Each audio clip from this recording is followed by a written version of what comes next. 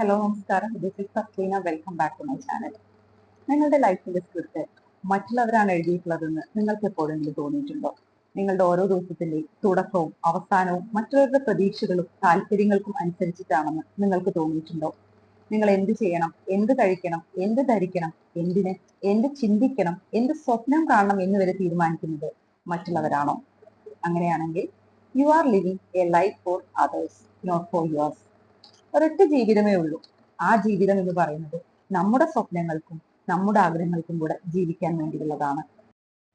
നിങ്ങൾ നിങ്ങളുടെ ഡ്രീമിന്റെയോ പാഷന്റെയോ പുറകെ പോവാതെ മറ്റുള്ളവരുടെ എക്സ്പെക്ടേഷൻസിന്റെയും താല്പര്യത്തിന്റെയും പുറകെയാണ് ജീവിതം മുന്നോട്ട് പോകുന്നതെന്നുണ്ടെങ്കിൽ തീർച്ചയായും നിങ്ങൾ ശ്വാസം മുട്ടുന്നുണ്ടാവും. പാരന്റ്സിന്റെ എക്സ്പെക്ടേഷൻസ്, ഫാമിലിയുടെ ബേർഡൻസ്, സൊസൈറ്റിയുടെ so called rules and regulations, ഫ്രണ്ട്സിന്റെ ഒപ്പീനിയൻ, ഇതിന്റെ എല്ലാം കൂടെ ഇടയിൽ കിടന്നിട്ടായിരിക്കും നിങ്ങൾ ശ്വാസം മുട്ടുന്നത്.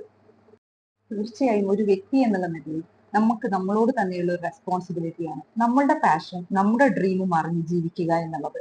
നിങ്ങളൊന്ന് ചിന്തിച്ചു നോക്കൂ. അവസാനമായിട്ട് നിങ്ങൾക്ക് താല്പര്യമുള്ള രീതിയിൽ, നിങ്ങളെ സാറ്റിസ്ഫൈ ചെയ്യിക്കുന്ന രീതിയിൽ എന്താണ് ചെയ്തിട്ടുണ്ടാവുക?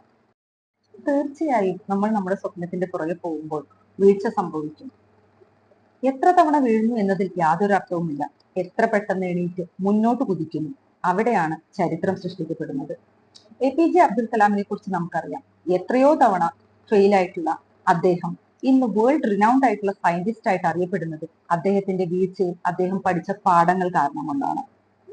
JK റോളിൻസിന്റെ ഹാരി പോട്ടർ എത്രയോ തവണ റിജക്ട് ചെയ്യപ്പെട്ടു. അദ്ദേഹത്തിന്റെ ഡ്രീമിന്റെ പുറകെ പോയത് കൊണ്ടാണ് ഈ ഹാരി പോട്ടർ എന്നുള്ളത് നമ്മളുടെ ഇടയിൽ സംസാര വിഷയമായി തീർന്നത്. ഒരു മനുഷ്യൻ എന്ന രീതിയിൽ നമുക്ക് നമ്മളോട് തന്നെയുള്ള റെസ്പോൺസിബിലിറ്റിയാണ് നമുക്ക് ഇഷ്ടമുള്ള രീതിയിൽ ജീവിക്കുക എന്നുള്ളത്, നമ്മളുടെ സ്വപ്നത്തിന്റെ പുറകെ വല്ലപ്പോഴെങ്കിലും പോവുക എന്നുള്ളത്. നിങ്ങൾ എന്നെ ആലോചിച്ച് നോക്കൂ. നിങ്ങളുടെ സ്വപ്നത്തിന്, നിങ്ങളുടെ താല്പര്യത്തിനനുസരിച്ച് എന്തെങ്കിലും ഈ അടുത്ത് നിങ്ങൾക്ക് വേണ്ടിയിട്ട് ചെയ്തിട്ടുണ്ടോ എന്നുള്ളത് ഉണ്ടെങ്കിൽ ഒന്ന് കമന്റ് ചെയ്തോളൂ. നമ്മളുടെ സ്വപ്നത്തിന്റെ പുറകെ പോകുമ്പോൾ അത് അച്ചീവ് ചെയ്യണമെന്നുണ്ടെങ്കിൽ നമുക്ക് തന്നെ കുറച്ച് കാര്യങ്ങൾ ശ്രദ്ധിക്കേണ്ടതുണ്ട്. അതെന്തൊക്കെയാണെന്ന് നോക്കാം. ആദ്യം നമ്മൾ മനസ്സിലാക്കേണ്ടത് നമ്മളെ കുറിച്ച് തന്നെയാണ്. No your self. അതായത് നിങ്ങൾക്ക് എന്തെല്ലാം കഴിവുകളുണ്ട്, എന്തെല്ലാം പോരായ്മകളുണ്ട്, എന്തെല്ലാം അവസരങ്ങളുണ്ട് എന്ന് നിങ്ങൾ മനസ്സിലാക്കുക. ആ കഴിവുകളെ എങ്ങനെ യൂട്ടിലൈസ് ചെയ്യാൻ പറ്റും എന്നുള്ളത് നോക്കുക. ആ കഴിവുകളും നമ്മുടെ പാഷനും ഒരേപോലെ നമുക്ക് കൊണ്ടുപോകാൻ കഴിഞ്ഞു കഴിഞ്ഞാൽ ഓട്ടോമാറ്റിക് ആയിട്ട് വി വിൽ ബി സക്സസ്ഫുൾ. അതിനുശേഷം നമ്മൾ ചിന്തിക്കേണ്ടത് കഴിവനുസരിച്ചിട്ടുള്ള, നമ്മളുടെ താല്പര്യം അനുസരിച്ചിട്ടുള്ള ഒരു ഗോൾ സെറ്റ് ചെയ്യുക എന്നുള്ളതാണ്. പാട്ട് പാടാൻ കഴിവുള്ള ഒരു വ്യക്തി തീർച്ചയായിട്ടും ഗായകനാകാൻ താല്പര്യപ്പെടുന്നുണ്ടെങ്കിൽ at least spend 30 minutes per day, he will be a good singer. പിന്നെ പലർക്കും ഉള്ളൊരു പ്രശ്നം എന്ന് പറയുന്നത് പ്രോക്രാസ്റ്റിനേഷൻ ആണ്. താല്പര്യമുണ്ട്, സ്വപ്നവുമുണ്ട്. എല്ലാ ദിവസവും രാത്രി കിടന്നുറങ്ങുന്ന സമയത്ത് ധാരാളം സ്വപ്നം കാണാറുണ്ട് നമ്മളുടെ ഗോൾ അച്ചീവ് ചെയ്യുന്നതിനെ കുറിച്ച്. പക്ഷെ പ്രവൃത്തിയിലൊന്നും കാണിക്കാറില്ല. അപ്പോൾ അങ്ങനെയുള്ളവരോട് എന്തെങ്കിലും ഒരിക്കൽ നാളെ അല്ലെങ്കിൽ ഒരു മാസത്തിന് ശേഷം ഞാൻ എല്ലാം കൂടെ ഒന്നിച്ച് അച്ചീവ് ചെയ്യുമെന്ന് പറഞ്ഞ് സ്വപ്നം കണ്ടിരിക്കുന്നതിനേക്കാൾ നല്ലത് ഇന്ന് ഇപ്പോൾ തന്നെ ഒരു സ്മോൾ സ്റ്റെപ്പ് എങ്കിലും മുന്നോട്ട് വെക്കുക എന്നുള്ളതാണ്. കാരണം ഏതൊരു വലിയ സക്സസ് സ്റ്റോറിയുടെ പുറകിലും ഒരു സിംഗിൾ സ്റ്റെപ്പാണ് എന്നുള്ള കാര്യം നമുക്കറിയാമല്ലോ. പലരെയും ഇത്തരം സ്വപ്നങ്ങളുടെ പുറകെ പോവാതിരിക്കാൻ പ്രേരിപ്പിക്കുന്നത് പേടിയാണ്. രണ്ട് തരത്തിലുള്ള പേടിയുണ്ട്. ഒന്ന് ഫിയർ ഓഫ് ഫെയിലർ, മറ്റേത് fear of judgement. Fear of failure നമ്മൾ ഓൾറെഡി പറഞ്ഞു കഴിഞ്ഞു. വീണു പോകുമോ എന്നുള്ള ഭയം.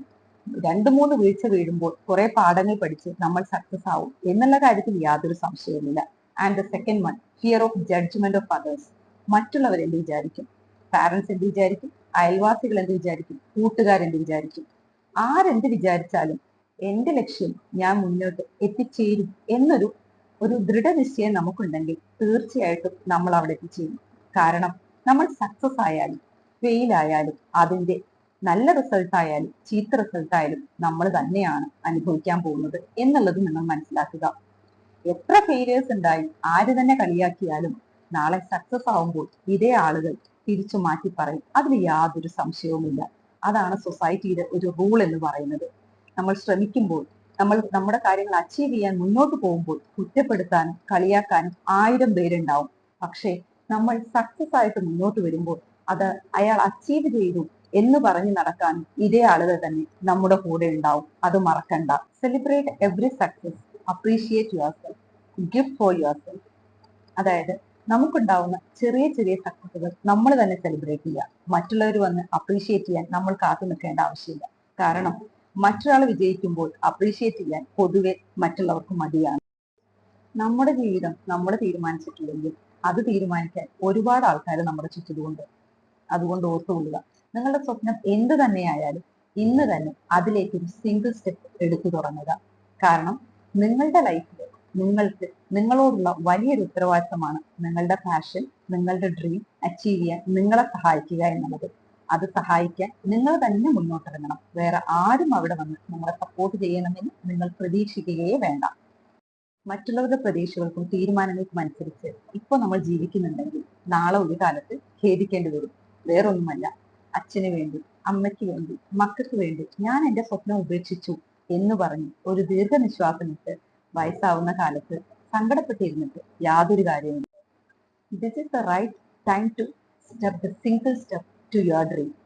Remember one thing, the best story is the one in which you are the hero.